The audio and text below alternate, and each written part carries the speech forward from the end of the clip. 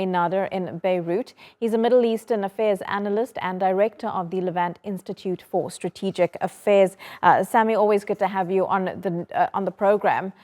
So right now, these negotiators, they've got a lot to really unpack here and break down, considering what we're seeing today and the lives that have already been lost over the last 3 hours in Gaza. What are the difficult points that negotiators will be looking at right now? I think the most difficult point today is to continue this the release of hostages, but it looks like the rules that have been set in the past that in fact, like one Israeli hostage against 3 Palestinian hostages, these rules seem to be seems today that it needs to be changed. This is the most likely Hamas would like to increase this exchange rate, so to speak, and on the Israeli side, there is a growing pressure to continue the military operation, and namely from the left-wing parties, and that has been very critical to the principles of hostage exchanges, that have been very critical to stop the military operation. And in a way, the Prime Minister is kind of hostage himself of this political right. I mean, he's definitely under two big pressure. One pressure from the international community, and namely from the United States of America, that is seeing today Israel as a strategic burden more than a strategic ally, given the humanitarian catastrophe that is bearing on its hand as well.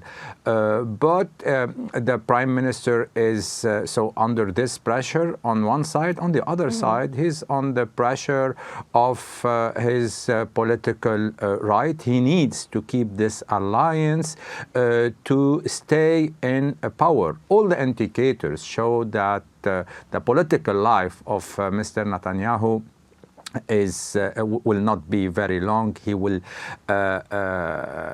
because he's held responsible by a big majority of the Israelis, and so he's in a very difficult, in a tough situation, and this is why I think that we're facing a long war. Maybe Israel will change the course of action on the ground. It will drag war. One very important factor is the objective of the war. Is there, and the question is there any hidden objective with the war?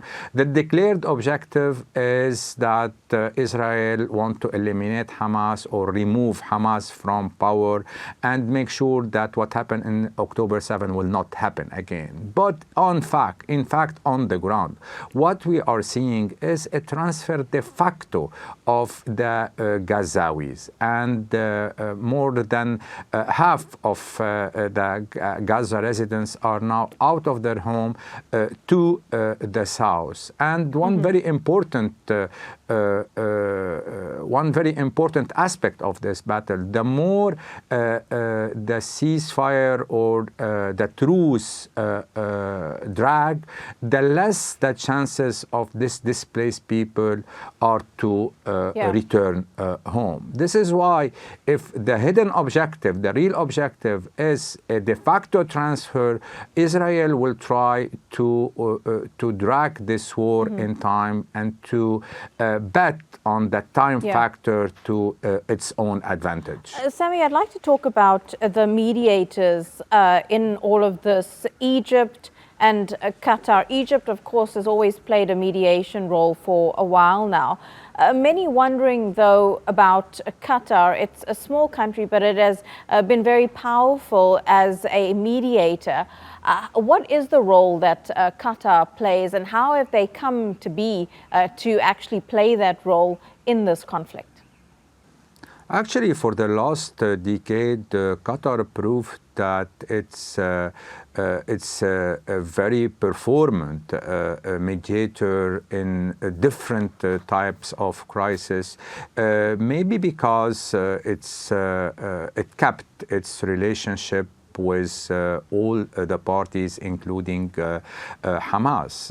But not only Hamas. I do recall that Qatar played an important role in Lebanon, facilitating the election of a president in 2009. And it played a role in 2014 in achieving a truce between Israel and Hamas. And at the same time, it also facilitated a deal in the last 2 years between Hamas and Israel, allowing Hamas residents to go and work inside Israel.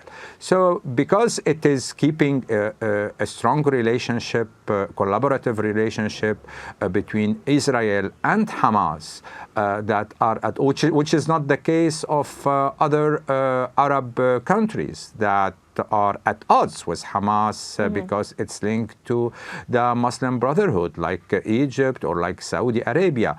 But given the fact that Qatar is keeping a relationship, a working relationship with all these parties, I mean, this allowed it to play a major role in this hostage release, keeping in mind that Qatar is as well have a very strong relationship, a strategic relationship with the United States of America. Yani the CENTCOM base in the Middle East is located in Qatar, and even Qatar is keeping a very good relationship with Iran. So being at the crossroad of all these important stakeholders in the region allowed this small Emirates to play a big role on the diplomatic scene in the Middle East. Absolutely. Sami Nader, thank you so much for explaining that to us live there from Beirut.